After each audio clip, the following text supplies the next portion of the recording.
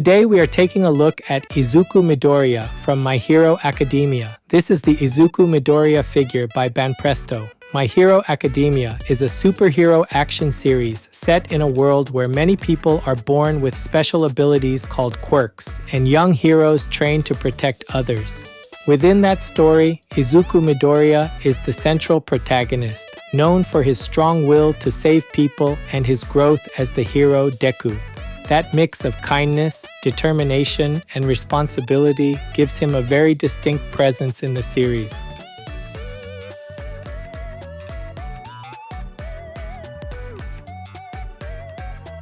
Today's highlights for this figure are the delicate expression showing relief and kindness after giving his all, the windswept cape, and the scuffed boots that strongly convey the traces of fierce battle. The first highlight is the expression. The large green eyes look slightly upward, while the rounded cheeks and gently raised mouth create a calm, softened look after battle. The pale pink scar across the cheek adds a battle-worn impression without taking away from the gentle smile. Because the face is framed by the raised yellow cape collar and the silver mask at the neck, the expression feels even more focused and memorable. The second highlight is the cape. The yellow cape wraps around the neck area first, then spreads toward the back with large folds running outward from the center. The raised collar, the uneven, torn-looking edges, and the broad shape behind the body all work together to give the cape a strong sense of movement. It feels like the cape is being pulled by the wind, adding motion to the upper body without needing an exaggerated pose. The third highlight is the boots. The black boots have multiple short scuff marks across the toes and sides, and those marks sit over large separated panels. The red openings, black laces, and small yellow parts make the boot design easy to read, while the scuffed surfaces bring the battle-after feeling directly to the feet. Because the wear is concentrated around the toes and sides, the lower body clearly carries the feeling of a hero who has just come through a fierce fight.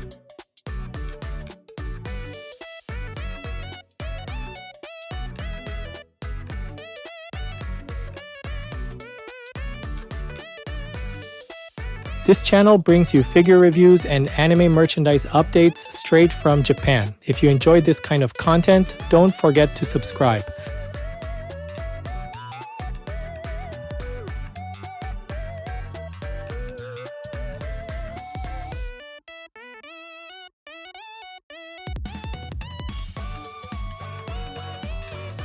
The head is built around a quiet expression after battle, and that mood is established first through the face before the hair adds movement around it. The cheeks are rounded, and the small raised mouth creates a gentle smile that does not feel overly strong.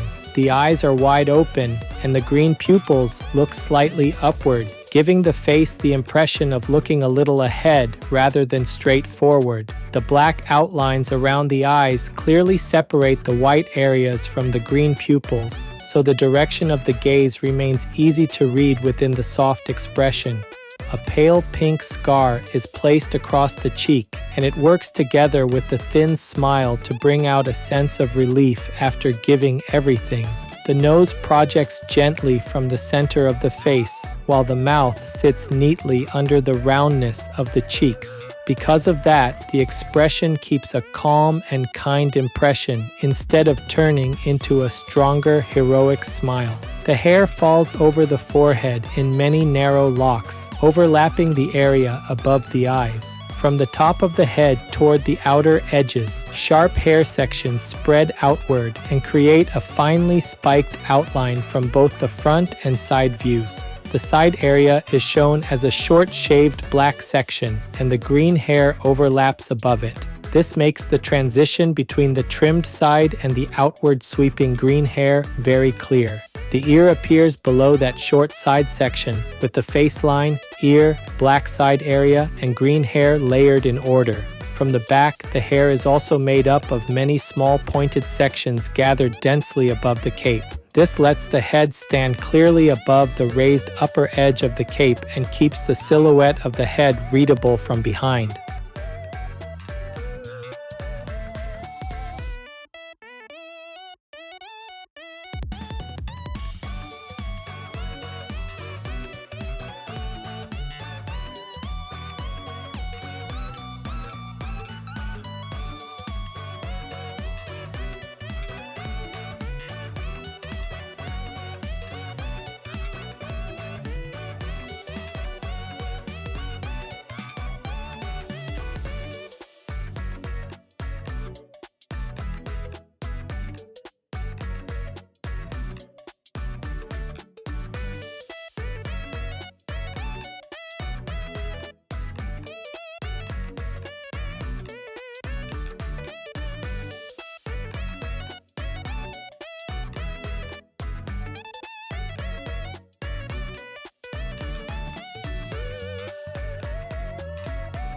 The upper body is arranged around the large yellow cape collar, the blue-green suit, and the layered arm equipment. Around the neck, the yellow cape collar surrounds the lower part of the face, while a silver mask sits inside the neck area. The upper edge of the cape rises in a wavy shape, and the uneven, torn-looking edges make it stand out as the outer layer around the face. The silver mask rests at the front of the neck, with round holes and stepped edges visible, so it reads as a separate part from the yellow cape.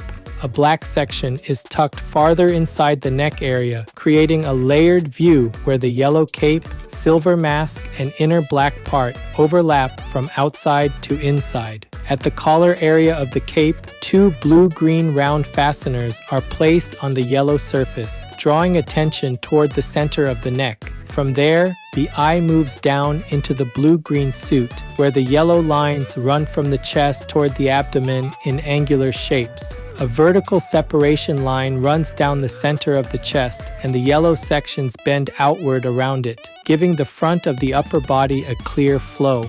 Across the abdomen, several horizontal folds and steps appear, changing the surface from the rounded chest down toward the lower body. The arms are built in layers, with white sections near the upper arms, red sections covering the forearms, and large white gloves at the hands. The red parts cover the forearms broadly, then switch into the white gloves at the front, so the arms read as equipment rather than simple clothing.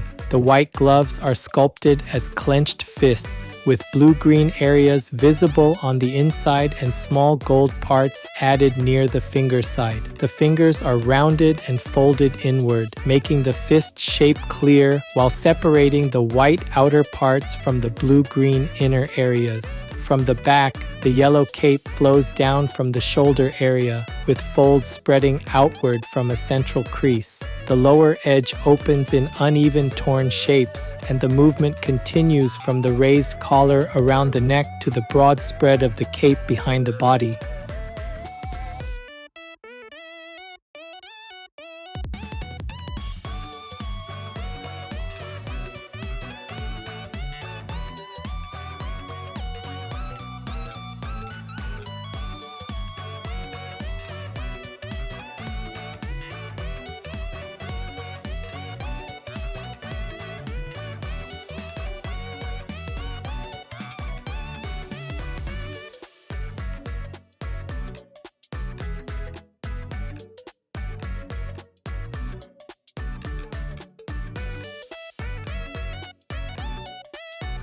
The lower body begins with the red belt around the waist, where the blue-green suit and the lower equipment are clearly separated. The belt overlaps the suit, with a black buckle at the center and red pouches placed separately around it. The belt wraps around the waist, and the black section at the front interrupts the red line, clearly marking the change from the torso into the legs. The red pouches project outward from the belt and overlap the blue-green suit, adding thickness around the waist. From the waist down, the blue-green suit continues into the legs, while yellow lines run straight along the outer sides. Fine folds appear from the crotch area toward the thighs, and the center seam together with the yellow sidelines makes the direction of the legs easy to follow. Around the knees, black armor-like parts wrap around the legs, creating a strong transition from the blue-green suit into the lower leg equipment. On the lower side of the black armor, angular blue-green parts are added, while small yellow round details appear along the outer side.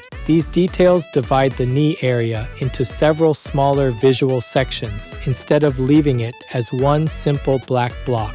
From the back, the lower knee area has repeated black steps, making the parts look layered as they move from the upper black armor down toward the lower legs. From the shins to the ankles, thin black sections extend downward and connect into the red openings of the boots. The red openings rise around the ankles, and black laces are tied at the front, clearly marking the boundary between the leg and the boot. The boots themselves are mainly black, divided into large surface panels that continue toward the toes. Small yellow round parts appear on the outer side, adding a small accent among the red openings, black laces, and black boot body. Across the toes and sides, short scuff marks are placed over the black surfaces, concentrating the traces of battle around the feet.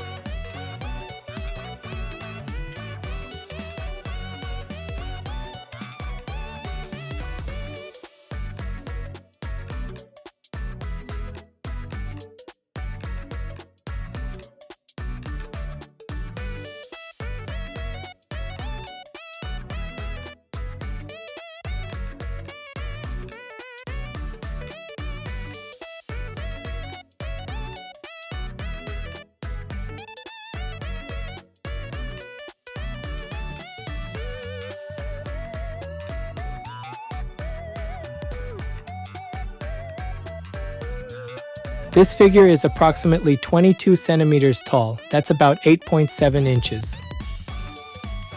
For size comparison, here's a 350 milliliter can. That's about 12 ounces in the US.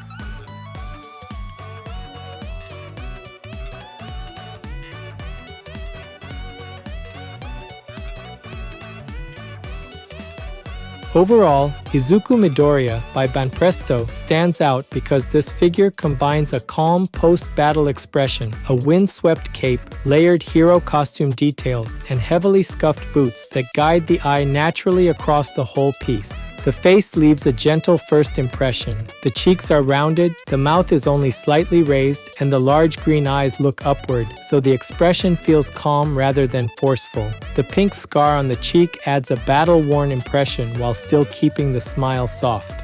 The hair strengthens that presentation very effectively. The narrow locks fall over the forehead, while the sharper sections spread outward from the top of the head and build a lively outline. The shaved black side area sits below the green hair, making the change between the short side section and the spiked hair very clear. From the back, the many pointed hair sections gather above the cape and keep the head readable from behind. The upper body works well because the cape, mask, suit, and arms are layered clearly. The raised yellow cape collar surrounds the neck area, while the silver mask sits inside it as a separate part. The blue-green suit uses angular yellow lines and a center seam to guide the front of the torso. The arms then shift from white upper sections to red forearm sections and large white gloves, giving the fists a strong presence. The lower body continues that same clear costume layout. The red belt, black buckle, and pouches separate the torso from the legs, while the blue-green suit and yellow sidelines continue downward. Around the knees, the black armor-like parts, angular blue-green sections, and small yellow details create a strong change before the design reaches the boots. The red boot openings, black laces, separated black panels, and scuff marks gather the battle-worn detail at the feet. What makes the figure especially effective is the way all of these elements connect. The eye can move from the gentle face to the cape around the neck, then down through the clenched gloves, red belt, knee equipment, and scuffed boots without feeling interrupted. Because of that, fans of My Hero Academia or Izuku Midoriya will likely enjoy this piece very much. Collectors who like Deku figures with a calm expression, layered hero costume details, and strong battle-after details should find it a very satisfying addition.